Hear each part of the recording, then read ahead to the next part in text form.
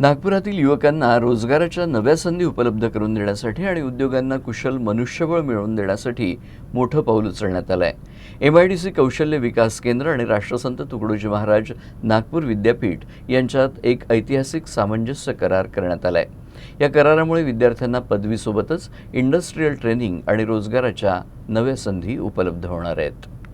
नागपूर येथील जमनालाल बजाज प्रशासकीय भवनात शुक्रवारी MIDC कौशल्य विकास केंद्र आणि राष्ट्रसंत तुकडोजी महाराज नागपूर विद्यापीठ यांच्यात महत्त्वपूर्ण सामंजस्य करारावर स्वाक्षऱ्या करण्यात आल्या। यावेळी विद्यापीठाच्या कुलगुरू डॉक्टर मनाली क्षीरसागर यांची प्रमुख उपस्थिती होती।